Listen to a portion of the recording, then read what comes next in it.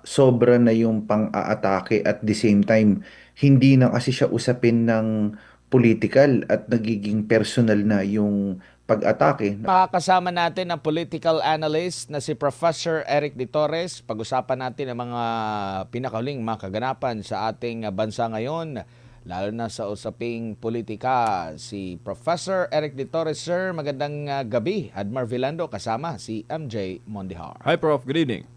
Good evening po, Sir MJ at Sir Admar at sa mga tagapakinig at sumusubaybay po sa ating palatuntunan. Opo, meron pong nabanggit ang kampo or mismo ang pangalawang pangulo na sinasabi pong hindi na gagayahin ng pangalawang pangulo yung nangyari sa panahon ni former President Rodrigo Duterte na hindi siya naghain ng reklamo o kaso laban doon sa mga talagang grabe, below the belt na mga pang-aakusa po sa kanya.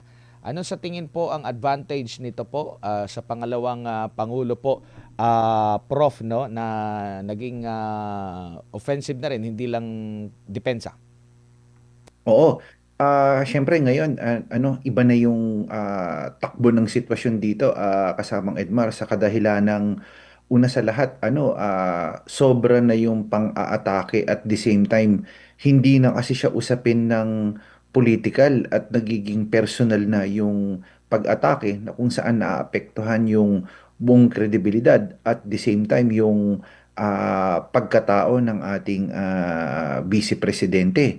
So, yung paggawa ng storya at saka yung pag-fabricate nitong mga naratibong ito, maganda na kung saan magharap-harap at ang magsingilan base doon sa facts ng case. Ika nga. So, mahalaga na masubaybayan natin ito sa pamamagitan ng factual lamang. Kaya kung mapapansin natin, 'di ba, yung mga inilalabas ng kampo ni BP Sara ay naka-address ng kung ano yung nababatay doon sa ebidensya. At klaro naman mula doon sa simula na may consistency na ang pagsagot nila o pagtugon nila sa mga akusasyon sa ating Vice Presidente ay nakatuon sa kung ano lamang yung totoo at base at nakabase ito sa mga ebidensyang ipinipresenta. Kanina, napakaganda nung ebidensyang nakalap ng Vice Presidente at yung pinapalabas kanina bago magsimula itong interview na kung saan napakaganda nung nakalap na ebidensya ni na Attorney Paulo Panelo pagdating doon sa statement at saka doon sa mga akusasyon doon sa anggulong madriaga na akusasyon. So, ito unti-unting namumulat at saka talagang naipapakita talaga na ang mga akusasyon ay yun nga walang basihan at meron silang ebidensya na magpapatunay na ito ay maaaring gawa-gawa lamang o hindi talaga naaayon doon sa merito ng kung ano man yung ipinupukol na kaso sa ating ikalawang pangulo.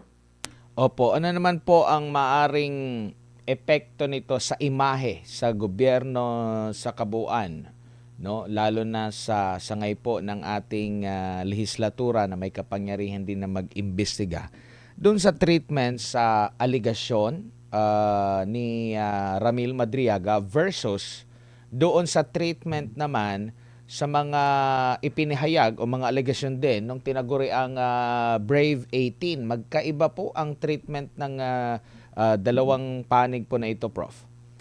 Oo, magkaibang magkaiba at ito sa mga susunod na panahon, lalo na pagdating ng Miyerkules na kung saan didinigin na at ang inaantay din ng marami is a-attend ba si BP Sara doon sa pagdinig at the same time, unti-unti kasing nagbibigay linaw o naipapakita ng kampo ng ikalawang pangulo yung merito at akusasyon sa kanya na meron silang counter argument at hindi lang basta argumento, meron silang ebidensya na nagpapatunay na punto per punto na sinasagot nila yung mga akusasyon sa para sa ikalawang pangulo. So ano nagsisimula ng magbigay linaw at masagot ng ating ikalawang pangulo ito. And of course, syempre nakadepende din ito sa magiging takbo o daloy ng sitwasyon kung saan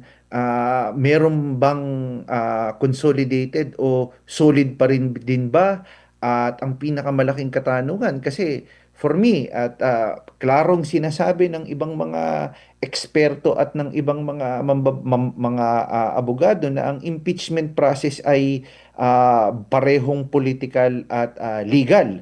Pero para sa akin kasi beyond the legal, mas mataas ang porsyentong ito ay political talaga, sa kadahilan ng perception o yung public perception ang talagang may malaking epekto o may malaking kinalaman doon sa paraan ng kung papaano ipepresenta yung argumento o punto ng mga nag-aakusa sa ikalawang pangulo, at base naman din ito sa mga ebidensyang ipepresenta din ng ating ikalawang pangulo.